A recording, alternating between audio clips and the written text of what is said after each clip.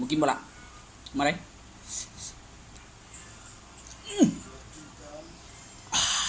ว้า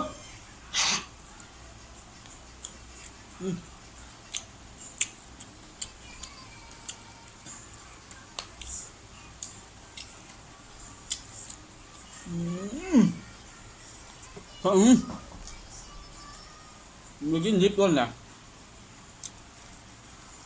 โอ้โห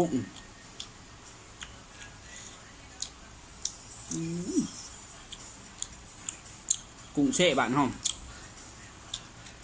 กุ้งเช่กุ้งหวยไม่ถอนขึ้น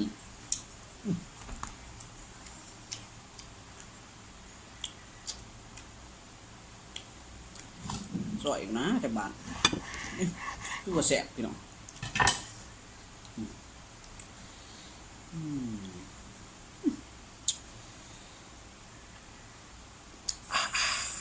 ว้า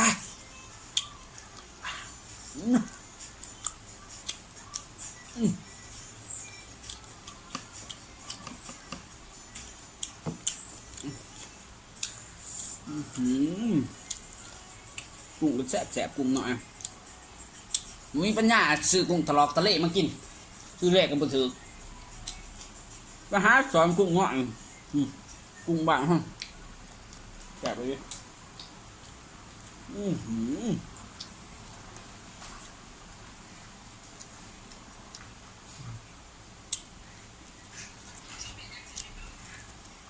มาอินใหม่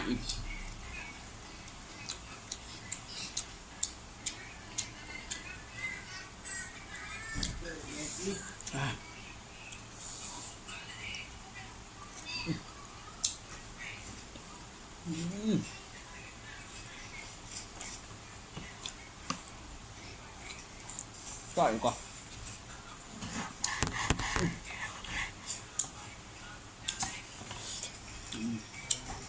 ปลานิ่นติดเชิงเอาขึ้นมาแต่น้องมาจุแจวบาสบิทางดั้งสักนี่ทางดั้งไปกันปะ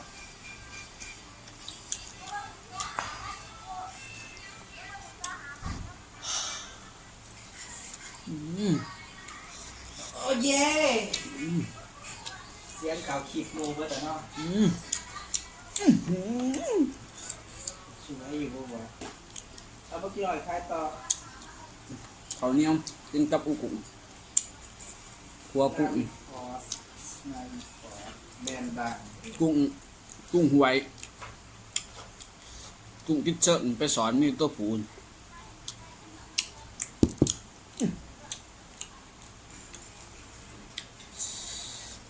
บางดินใหม่แมนมาแต่กกอยู่รังบ้านได้พี่น้อง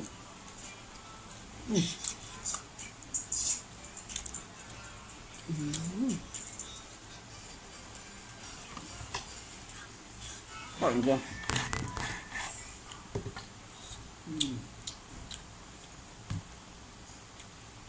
มีแต่ปลาติดเชิงหน่อยสิแซ่บๆน่าจะบาด